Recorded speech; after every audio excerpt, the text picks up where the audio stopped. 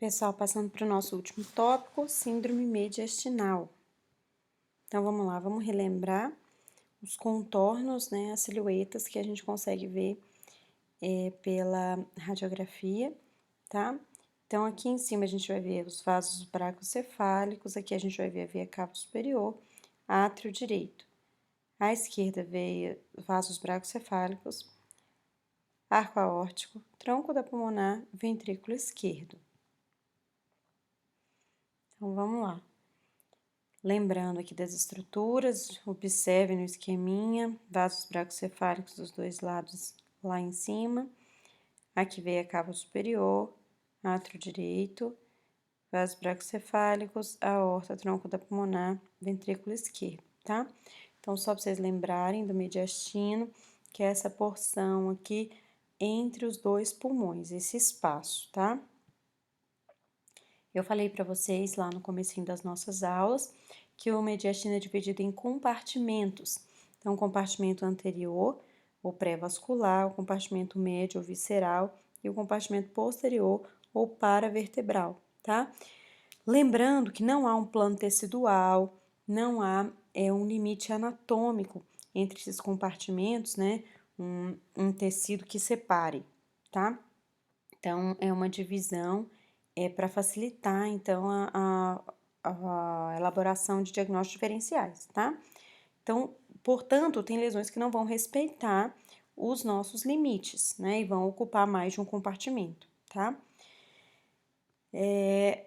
Tem algumas dicas, nem sempre é fácil a gente saber se a lesão é mediastinal ou não. Tem algumas dicas pra gente tentar, né, ter uma dica aí. Por exemplo, ao contrário das lesões pulmonares, uma massa mediastinal não vai ter broncograma aéreo, certo? As margens com o pulmão serão com ângulos obtusos.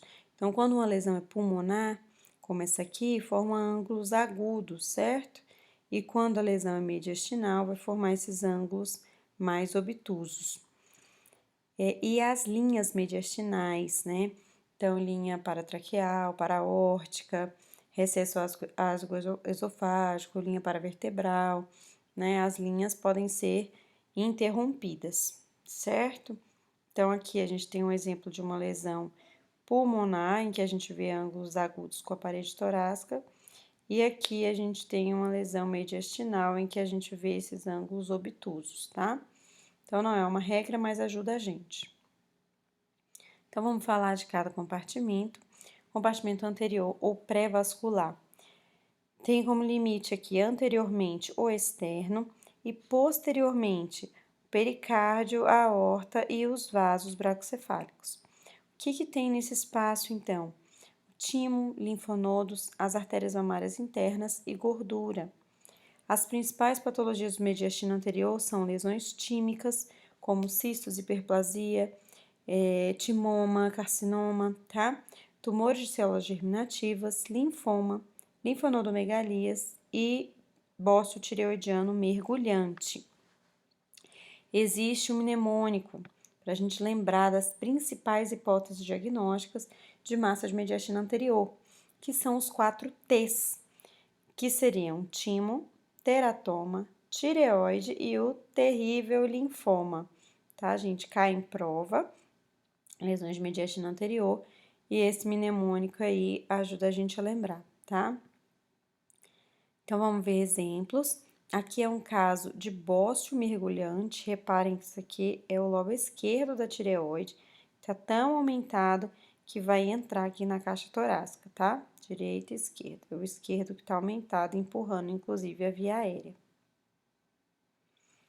Nesse caso aqui é um caso de timoma, então a gente vê no raio-x essa massa aqui, que tem esses ângulos obtusos, e na tomografia a gente vê que é uma massa localizada no mediastino anterior, com atenuação de partes moles, né, e que tem contornos regulares, né, homogêneos, bem definidos, se tratava de um timoma.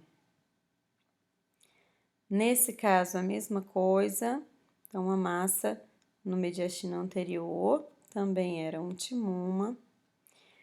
Aqui era um adolescente que tinha dispneia, fadiga, e aí no raio-x foi visto esse alargamento aqui, importante, lobulado, né, no mediastino anterior. A gente vê aqui a obliteração do espaço retroesternal, certo? E era um linfoma.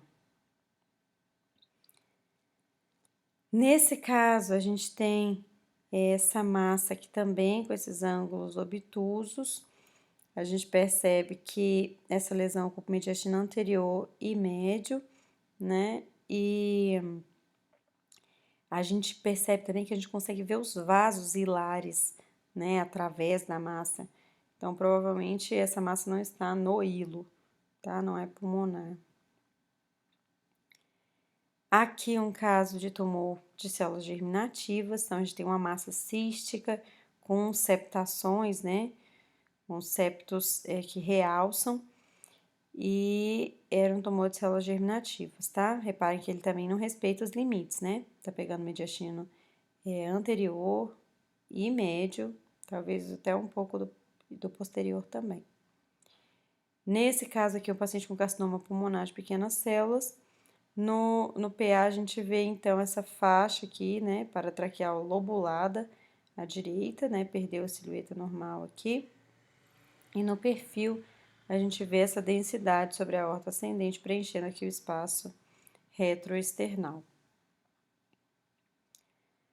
Compartimento médio ou visceral, então os limites anteriormente são os limites posteriores do compartimento pré-vascular e posteriormente é uma linha vertical ao longo dos corpos vertebrais, situada cerca de 1 centímetro posteriormente à margem anterior dos corpos vertebrais. Então, esse espaço é chamado de visceral porque contém os órgãos propriamente ditos, né? Então, vai ter o coração, o esôfago, a traqueia, carina, linfonodos, né? É a aorta, veia cava superior, artérias pulmonares. Então, qualquer lesão nesses órgãos é lesão do mediastino visceral.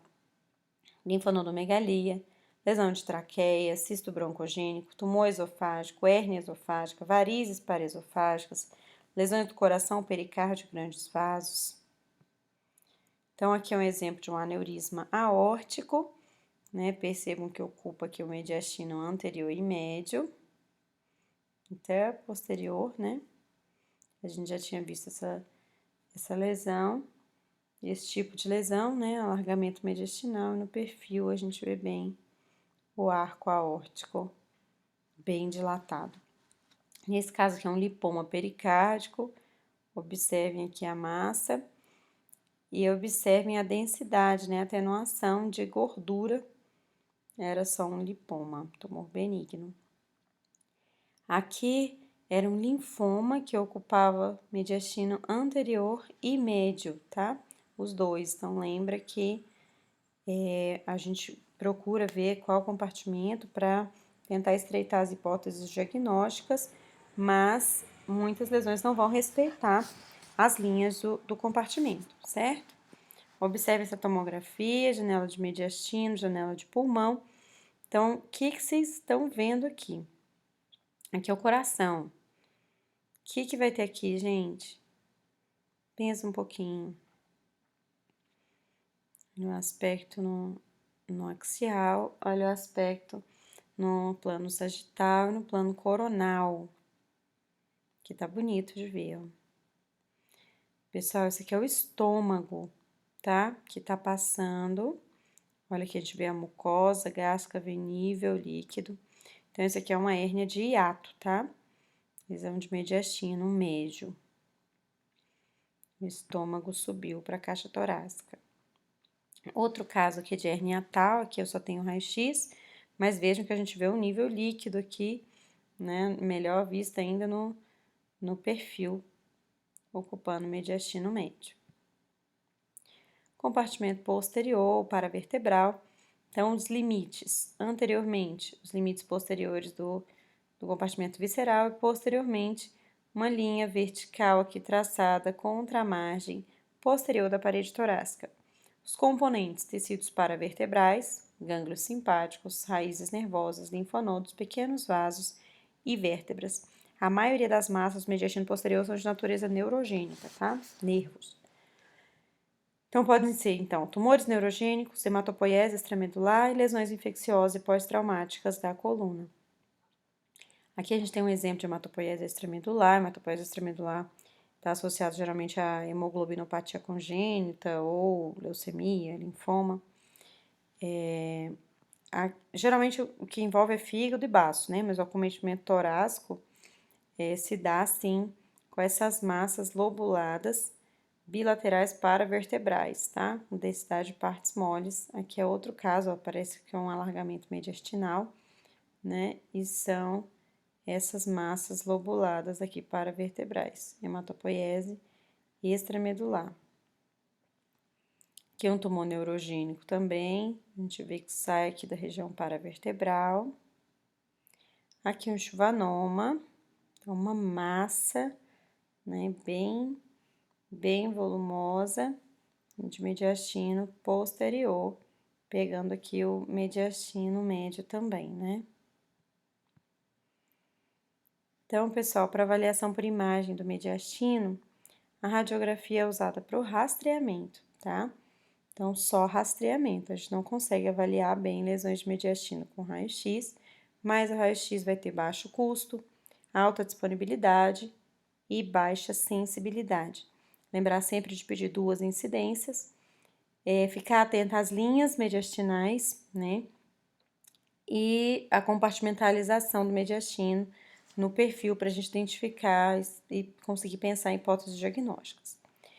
Bom, a tomografia e a ressonância são usados para o diagnóstico anatômico e etiológico, além de estadiamento.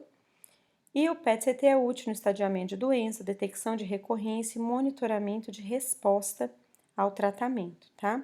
Apesar da TC e ressonância serem as duas muito boas para mediastino, a TC é muito mais usada por disponibilidade e preço mais acessível, né?